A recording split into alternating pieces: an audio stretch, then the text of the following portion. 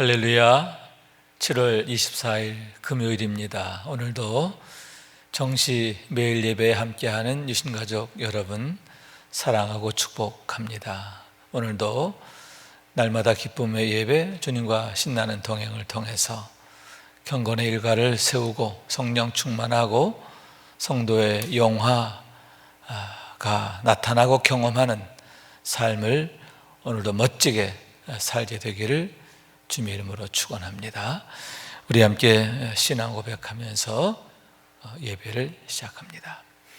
전능하사 천지를 만드신 하나님 아버지를 내가 믿사오며 그 외아들 우리 주 예수 그리스도를 믿사오니 이는 성령으로 잉태하사 동정녀 마리아에게 나시고 본디오 빌라도에게 고난을 받으사 십자가에 못 박혀 죽으시고 장사한 지 사흘 만에 죽은 자 가운데서 다시 살아났으며 하늘에 오르사 전능하신 하나님 우편에 앉아 계시다가 저리로서 산자와 죽은 자를 심판하러 오시리라. 성령을 믿사오며 거룩한 공회와 성도가 서로 교통하는 것과 죄를 사하여 주시는 것과 몸이 다시 사는 것과 영원히 사는 것을 믿사옵나이다.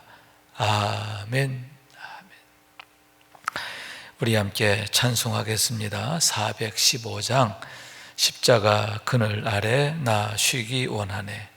저 햇빛 심이 뜨겁고 또 짐이 무거워 이 광야 같은 세상에 늘 방황할 때에 주 십자가의 그늘에서 내 쉴 곳 찾았네. 함께 찬송하겠습니다.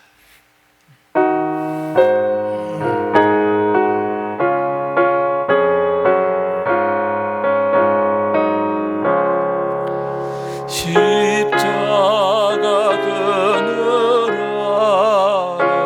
나 쉬기 원하네. 저 햇빛 심이 뜨겁고 또 짐이 무거워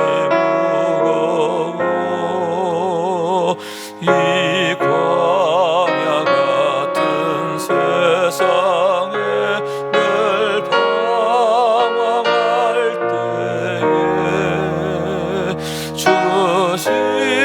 십자가의 그늘에 내 쉴 곳 찾았네. 내 눈을 밝히 떠서 저 십자가 볼 때 날 위해 고난 당하신 주 예수 보인다.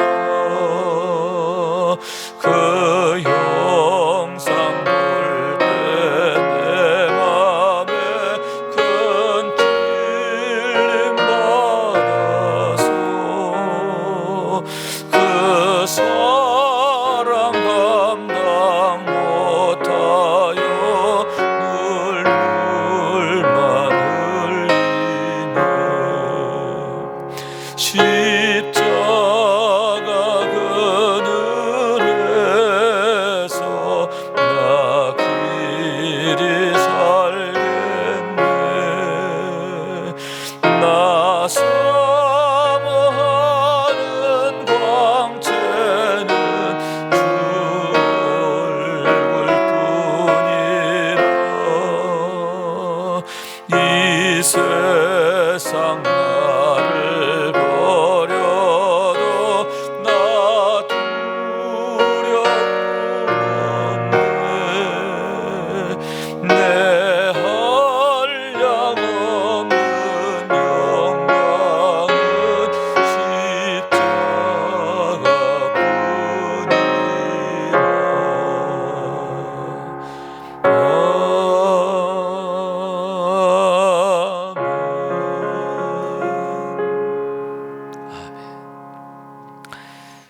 매일의 기도 함께 드리겠습니다. 참 평강의 주님, 오늘도 새로운 하루를 주시고 복되게 하시니 감사합니다. 하늘에 속한 자 하나님의 자녀로서의 삶을 권세로 살게 하시며 오직 하나님의 말씀을 즐거워하며 따라 살게 하심을 감사드립니다. 다윗처럼 오직 우리 주님만을 내 앞에 모시고 오직 주님만이 우리의 전부이심을 고백하는 삶이 되게 하시고 그러므로 인해 주님께서 늘 우리의 전부가 되어주심을 경험하고 누리는 삶이 되게 하옵소서. 우리의 가정과 교회를 위해 기도합니다. 일터를 위해 간구합니다. 나라와 민족들을 위해 주님의 은혜를 구합니다. 구원과 치료와 회복의 은혜를 내려주셔서 어그러진 모든 것들이 바로 세워지게 하시고 평화를 이루게 하옵소서. 이제 일상이 된 경건의 일과를 통해서 성령의 충만 성도의 영화를 이루게 하옵소서. 주님 사랑합니다. 언제나 자기 눈동자같이 우리들을 사랑하시는 주 예수 그리스도의 이름으로 기도드립니다. 아멘. 오늘 우리에게 주시는 하나님의 말씀입니다. 로마서 2장 12절에서 16절 말씀입니다. 제가 받들어 읽겠습니다. 무릇 율법 없이 범죄하는 자는 또한 율법 없이 망하고 무릇 율법이 있고 범죄하는 자는 율법으로 말미암아 심판을 받으리라. 하나님 앞에서는 율법을 듣는 자가 의인이 아니요 오직 율법을 행하는 자라야 의롭다 하심을 얻으리니 율법 없는 이방인이 본성으로 율법의 일을 행할 때에는 이 사람은 율법이 없어도 자기가 자기에게 율법이 되나니 이런 이들은 그 양심이 증거가 되어 그 생각들이 서로 혹은 고발하며 혹은 변명하여 그 마음에 새긴 율법의 행위를 나타내느니라. 곧 나의 복음에 이른 바와 같이 하나님이 예수 그리스도로 말미암아 사람들의 은밀한 것을 심판하시는 그날이라. 아멘. 이는 하나님의 말씀입니다. 오늘도 말씀을 통해 주시는 은혜와 축복이 여러분 가운데 충만하시기를 원합니다. 시편 기자가 고백하기를 주의 말씀은 내 발의 등이요 내 길의 빛이시다 라고 했는데 빛 대신 주님께서 오늘도 여러분의 마음과 생각, 여러분의 발걸음을 지켜주시고 복되게 하시기를 원합니다. 오늘의 말씀은 유대인뿐만 아니라 모든 민족들에 대한 하나님의 심판에 대한 말씀입니다. 12절에 보니까 무릇 율법 없이 범죄하는 자는 또한 율법 없이 망하고 무릇 율법이 있고 범죄한 자는 율법으로 말미암아 심판을 받으리라 이렇게 말씀하고 있는 거죠. 우선 여러분 이스라엘 백성들에게 율법이 주어졌잖아요.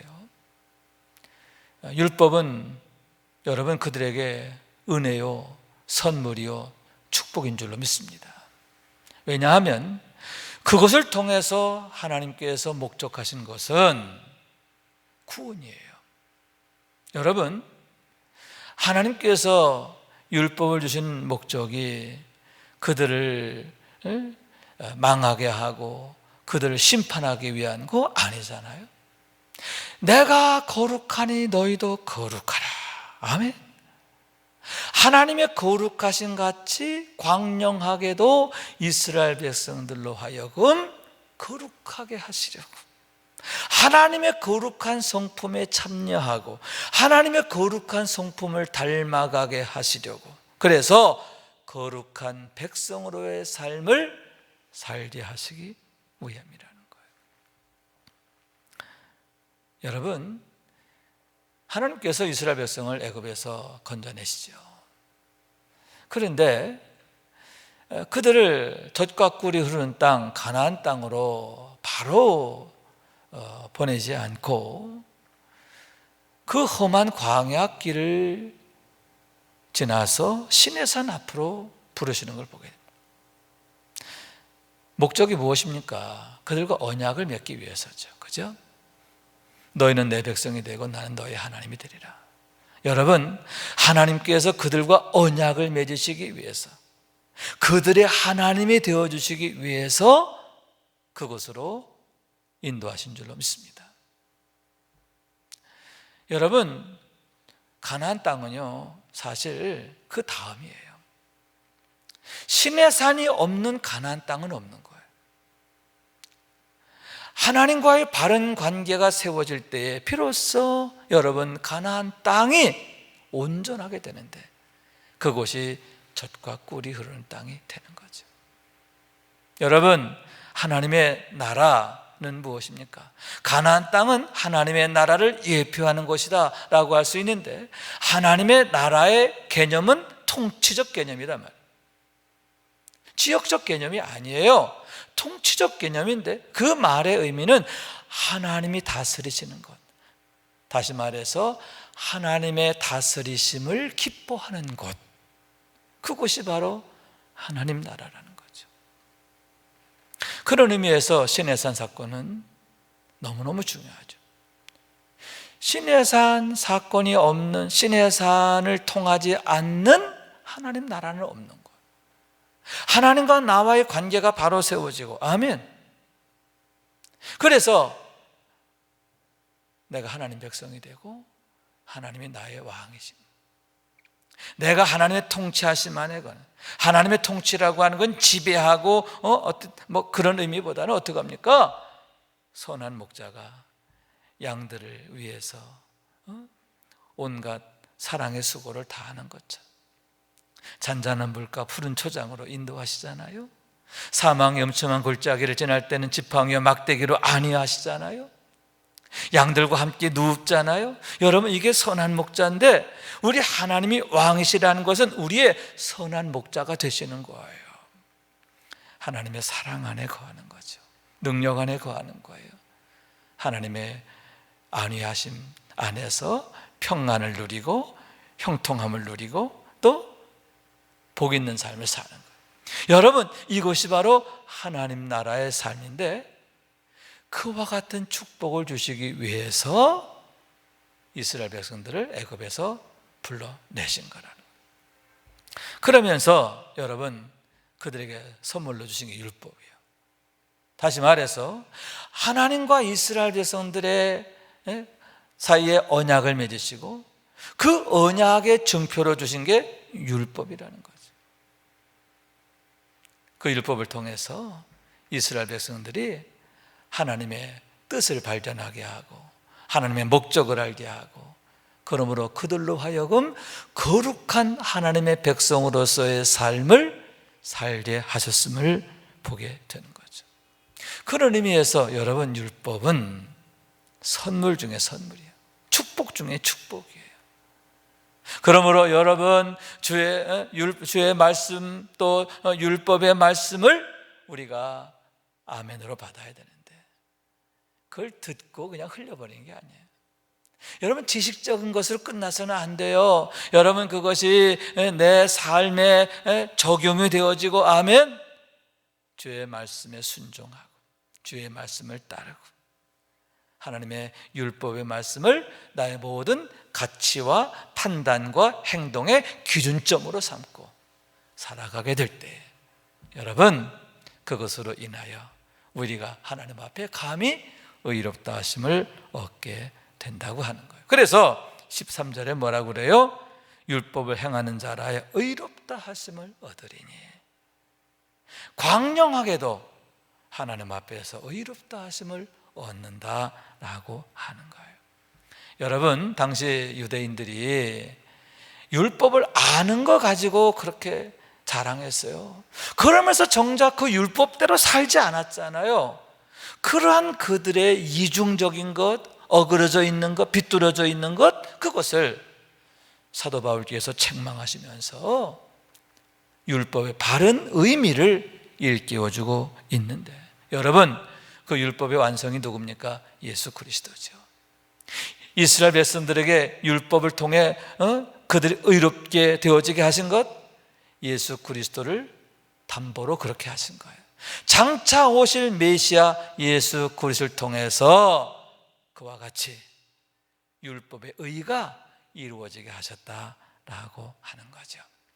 자, 그러고 보면 여러분, 우리는 정말 최고의 축복을 받은 거예요.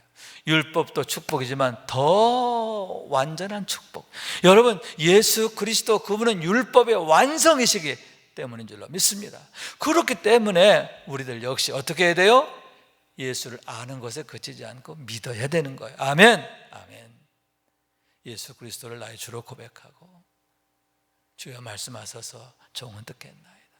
여호와는 나의 목자시니 내게 부족함이 없습니다. 여호와를 내 앞에 모심이여, 할렐루야. 항상 우리 주님 내 앞에 모시고 주님의 뒤를 따라가는 거죠. 주의 말씀을 따라가는 거예요. 주의 가신 길을 따라가는 거예요. 십자가의 길을 따라가는 거예요. 그럴 때 그 길이 영생으로 가는 길, 거룩함으로 가는 길, 하나님 앞으로 가는 그 영광스러운 길이 되어지는 것이다 라고 하는 거예요. 여러분, 이런 은혜를 날마다 경험하고 누리게 되시기를 원합니다.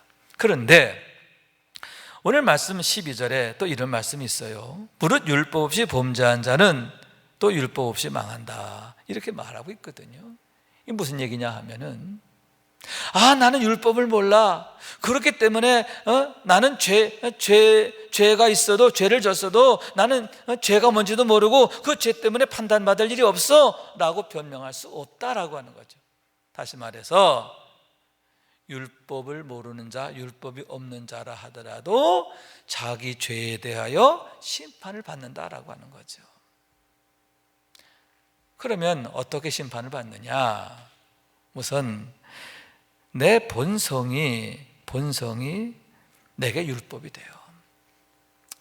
여러분, 사람은요 본래 하나님의 형상대로 창조되었어요. 그렇기 때문에 우리 안에 하나님의 성품, 속성, 이런 것들이 간접적으로 나타나 있음을 믿으시기 바랍니다. 여러분, 이 자연 만물을 보면 어떠합니까? 해와 달, 별 보면은 참 아름다워라, 주님의 세계는. 여러분, 그렇게 우리가 찬송하게 되는 이유가 무엇입니까? 그것을 만드신 분이 하나님이시잖아요. 여러분, 흙 한 덩어리를 가지고 도자기를 만들었어요. 인류 장인, 최고의 장인이 도자기를 만들었어요. 그럼 명품이 되는 거잖아요. 거기에 그 장인의 모든 예술혼도 그의 그 어떤 미학적인 능력, 그게 그대로 다 담겨져 있기 때문이거든요. 그런데 여러분, 하나님은 여러분 정말 장인 중에 최고의 장인 아니십니까? 그 하나님이 만드신, 얼마나 아름다워요. 그런데 여러분, 사람은 그 정도 차원이 아니에요. 당신의 형상대로 만드셨다고 그랬어요. 여러분, 우리에게는 하나님의 형상이 깃들어 있음을 믿으시기 바랍니다. 여기서 형상이라고 하는 것은 마음, 생각, 목적, 성품, 속성, 이런 걸 말해요. 그런 것들이 우리 안에 깃들어 있다는 거예요. 그리고 그런 것들이 우리로 하여금 하나님의 법에 따라 살아가도록 그렇게 충동한다는 거예요. 그러니까 우리의 본능은, 우리의 본성은 끊임없이 하나님을 찾는다는 거예요. 하나님을 구한다는 거예요. 본래 그렇게 만들어져 있다는 거죠. 그런데 여러분, 죄로 인하여 그 본성이 어그러지고 뒤틀어지고 변질되고, 그래서 어떻게 됩니까? 하나님을 찾아야 되는데 내 안에 하나님을 찾는 본래의 마음이 있는데 그런 마음이 변질되어서 우상한테 가서 하나님이다라고 그러고 음란한 짓을 하고 그런다는 거 아닙니까? 그렇지만 여러분, 내 본성은 뭐예요? 하나님을 구한다는 거죠. 그 본성이 증거예요. 또 여러분, 우리 안에 양심이 있어요. 하나님 우리 안에 양심을 줬는데, 여기서 양심이라는 말의 뜻은 뭐냐면 한자로는 선한 마음이라고 하지만 이 양심의 헬라의 의미는 뭐냐면 함께 본다라고 하는 뜻이에요. 저 어렸을 때 할아버지로부터, 아버지로부터 제일 많이 들었던 말이, 그건 경호가 아니다, 법이 아니다, 사람이 그러면 안 된다, 사람의 도리는 이런 거야 라고 하는 말씀이에요. 여러분, 사람이라면 이렇게 해야 돼 라고 하는 고상한 가치가 있잖아요. 고상한 가치의 기준이 있잖아요. 그게 양심이라는 거예요. 그런데 이것을 하나님이 주셨다는 거죠. 그렇기 때문에 율법을 알지 못하는 자들은 그 본성에 의해서, 그 양심에 의해서 판단을 받는데, 그것이 내 자신에 대해서 변명하기도 하고 정죄하기도 한다라고 하는 얘기죠. 어떤 사람이 물어요. 목사님, 이순신 장군은 천국 갔나요? 못 갔나요? 글쎄요, 전 모르겠어요. 만약 이순신 장군이 복음을 듣고도 안 믿었다면 그는 안 믿는 죄 때문에 하나님의 심판을 받고 지옥 갔겠죠. 그러나 오늘의 이 말씀대로 본다면 그는 율법을 알지 못해요, 복음을 듣지 못했어요. 그런 상황에서는 하나님께서 그의 본성과 양심을 통해서 판단하신다는 거예요.